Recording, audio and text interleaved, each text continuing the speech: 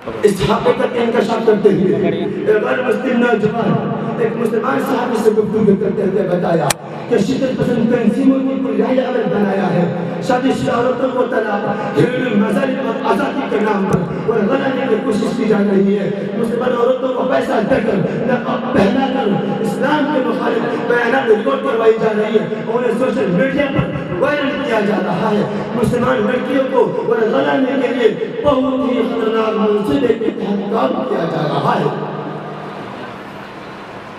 اس کے لیے باضابطہ ہندو نوجوان لڑکوں کو ٹریننگ دی جا رہی ہے اور خاص طور سے اردو زبان سکھائی جا رہی ہے کیوں اس لیے کہ اس کے اندر چند متاثر ہونے کی صلاحیت ہوتی ہے لہذا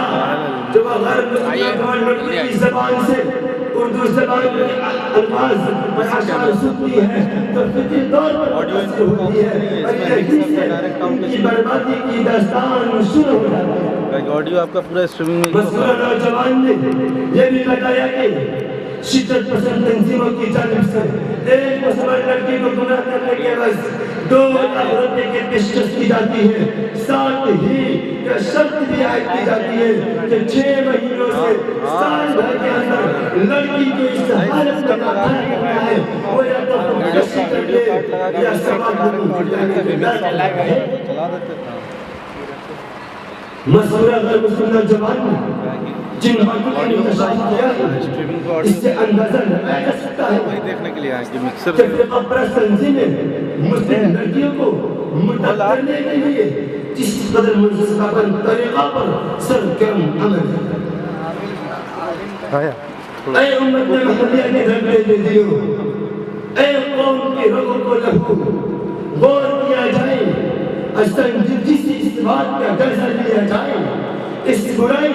بلکہ بے حیائی کی بہت سارے اسباب ہیں جن میں فحش و ناجائز تعلقات پر مبنی ٹی وی سیریل موبائل کا غلط استعمال مخلوط نظام تعلیم اور ذاتی طور پر دینداری کی کمی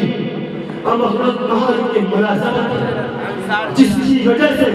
آئے روز بے رحمی کیا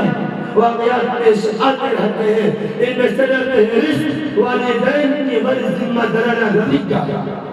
کیونکہ ماں باپ نے نہ تو اپنے گھر کا ماحول بگڑ رکھا نہیں اولاد کو دین مقدار سکھلایا نہیں مومن و کافر کا حق کے فرق بتلایا ان کی ساری دور چھوٹوں سے عمل پر مرکوز رہی کہ میری بیٹی اعلیٰ تعلیم حاصل کر لے اسے اچھی نوکری مل جائے لیکن افسوس اس کے طرف قدم توجہ نہ دی کہ ان حالات میں میری بیٹی مسلمان بھی رہ جائے گی کہ نہیں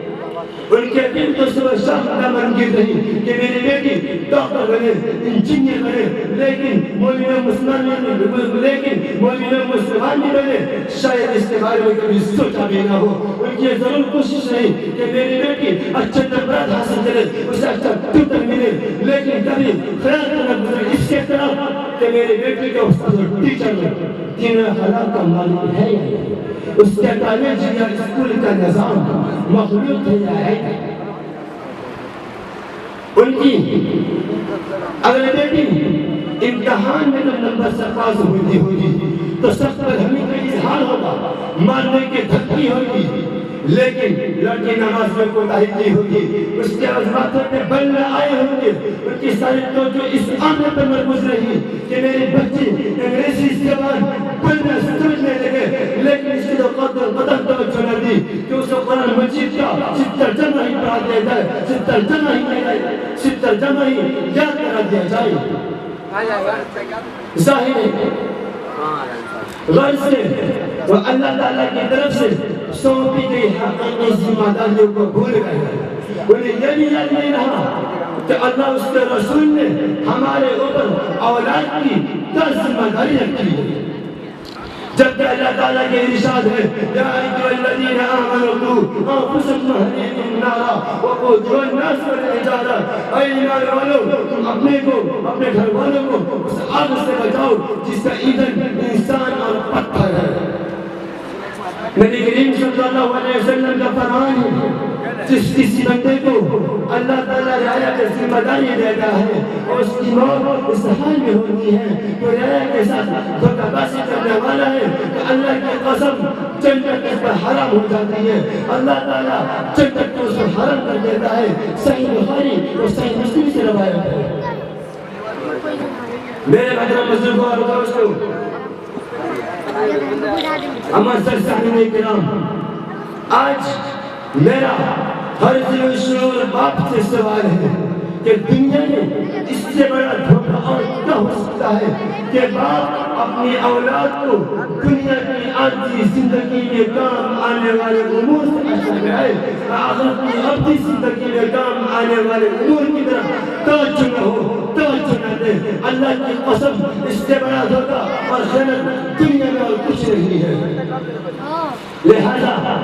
جو باپ اپنی اولاد کو دین کی بنیادی باتوں سے آشنا نہیں کراتا، دینی تعلیم نہیں دیتا، حجاب اور پردے کا احکام نہیں بتلاتا، اور مردوں کے ساتھ اختلاط و خلوت سے نہیں رکھتا، اجڑنے سے دور نہیں رکھتا وغیرہ وغیرہ، تو اپنے اولاد کے ساتھ سب سے بڑا دھوکہ باز اور خائن ہے۔